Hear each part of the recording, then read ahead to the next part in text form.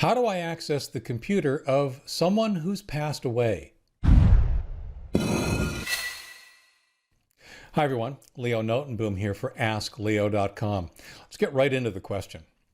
My relative, friend, acquaintance passed away recently. I desperately need to gain access to their computer so I can recover important documents, one-of-a-kind pictures, their last thoughts, etc. The machine has a login password that was never shared with anyone. Can I get in? And if so, how? As you can probably tell from the question, it's a composite. It's a question that I get frequently, to be honest. It's actually really sad when it happens because the options are limited, especially if the person whose computer we're talking about has been doing security right. One of the things that's important to understand here is that the goal of good security is to prevent exactly this. It's to prevent someone from accessing your computer and the information thereon when you're not around. And of course, if you've passed away, that's the ultimate not around. Unfortunately, this can have serious consequences in the scenario where you have passed away. There may be others who desperately need to get information off of your computer. There may be financial records or mementos, or as the example question indicates, things like photographs or your last thoughts, your journal, whatever it is, that people who legitimately should not have had access while you were alive should be allowed access after you've passed away. So this article is going to go through several things to try if you are the person left behind.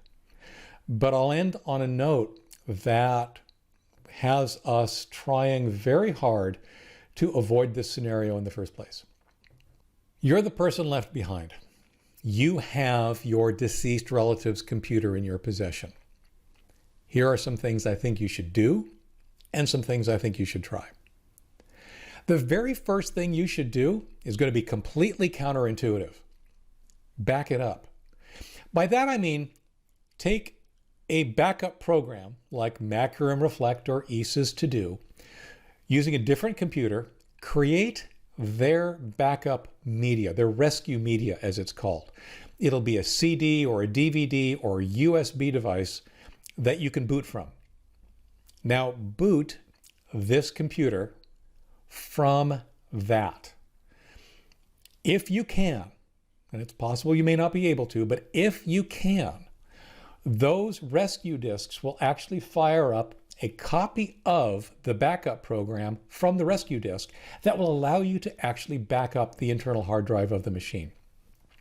So you would boot from this backup disk, boot from this rescue media, attach an external hard drive of your own, and then immediately perform a complete image backup of the hard disk that we're about to start playing with. And I say that way specifically because with that backup image, it gives us the freedom to try things that could potentially be destructive and yet still have a saved copy of whatever it is was on that hard drive to begin with. So begin with a backup image. Image that machine. And like I said, the best way to do that, the most non-destructive way to do that is to boot from one of these rescue medias and use the backup program on that media to create an image backup. If the person whose machine this is had been using a Microsoft account to sign in, and we kind of hope they do, then what you want to try and do is essentially hack their account. Now, depending on who you are and what your relationship to this person might be, this may be very easy. For example, if they set up your email address as their recovery email address, you're done. All you need to do is perform a password recovery on their Microsoft account online. You don't even have to do this using the machine. Go online to something like outlook.com, try to log in with their account.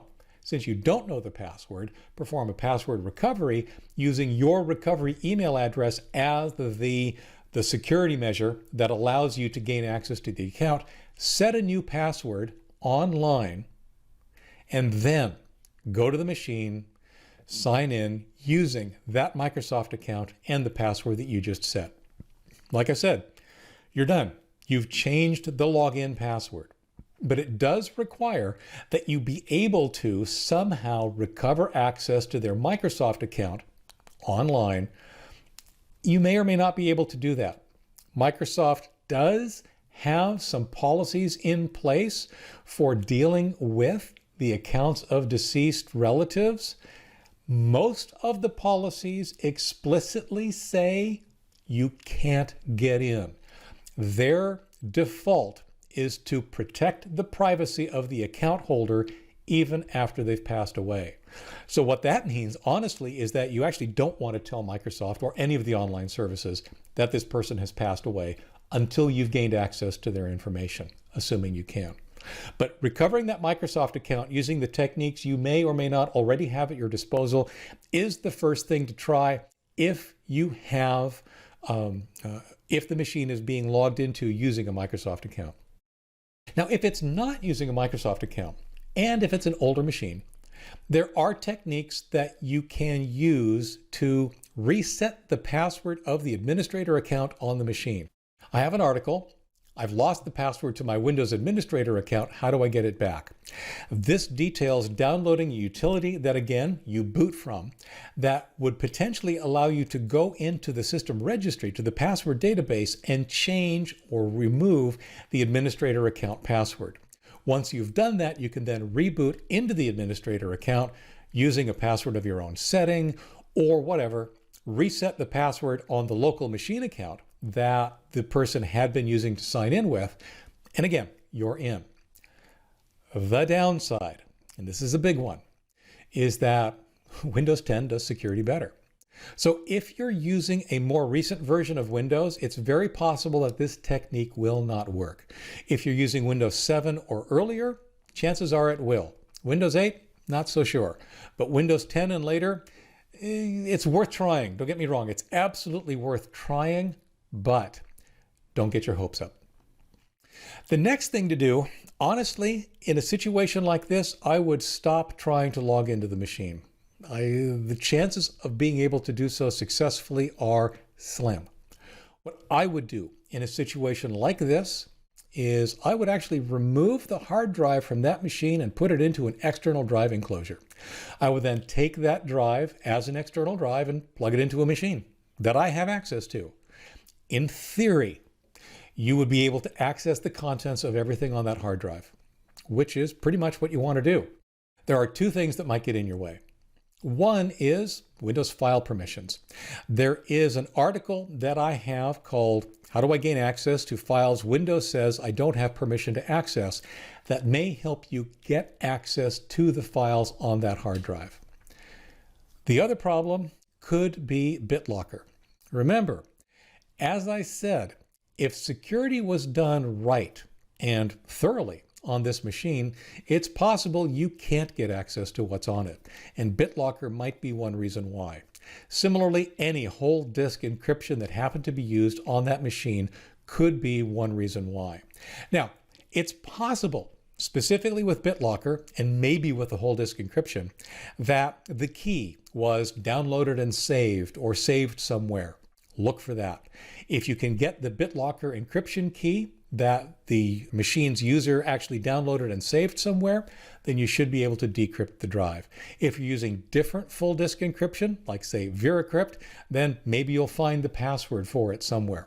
These are all things that you can look for and hope to gain access using. But if the drive is encrypted, you've got a serious obstacle to overcome. Now, one question you may be asking yourself is, well, we just image backup to that drive. Why did we bother to remove it from the machine? Good point. It's very possible to do similar things, maybe not everything, but similar things, simply by taking that backup image and mounting it as a virtual drive on one of your machines. This, of course, implies that you have the same backup software installed, but Doing so would allow you to examine the contents of that backup image. And since that's an image of the drive on the other machine, theoretically, it has everything that you might want. Again, file permissions and BitLocker could confuse things, but this would be another approach that is perhaps a little less hardware intrusive. You're not having to take that external hard drive and move it from the machine, or remove it from the machine and put it into an enclosure. But it does require that you then be running the backup software that allows you to mount that image as a virtual drive for you to poke around in. The last straw, honestly, it's a painful one, and I just refer to it as forensics. Basically, throw money at the problem. This is a case where you might go to a drive recovery service, a disk drive recovery service, and see what kind of options they may have for you. Their function is typically to deal with drives that have failed, so their focus might be different. However, I have to believe that they're also facing a lot of these same kind of problems with those drives. Passwords, encryption, and who knows what all else. They may have additional tools, additional resources that you and I don't have access to that could potentially allow them to recover some or all of the drive's contents. It's got to be worth it to you. It's not going to be cheap, but it's the last thing to try. Now, I mentioned I was going to talk a bit about prevention. As it turns out, I actually have an article on that as well. It used to be called What Happens When I Die. It's now called something like Preparing for the Ultimate Disaster. Same idea. These are the steps that you should take to avoid putting the folks you might leave behind in a similar position. On the contrary, assuming you absolutely don't want them to get into your stuff, well, now you know what to do, right? Don't leave them any trails. Don't leave them the information to get back into your machine. But in the more common scenario, the more important case, don't leave your family hanging. Don't leave your relatives hanging. Don't leave your spouse unable to access financial records. Make sure that you're covered. And like I said, Preparing for the Ultimate Disaster goes through some of the things to think about so that you don't have to end up in the position that we've just been trying to help people get out of. For updates, for links related to this article, for comments and more, visit askleo.com/42081. I'm Leo Notenboom. This is askleo.com. Thanks for watching.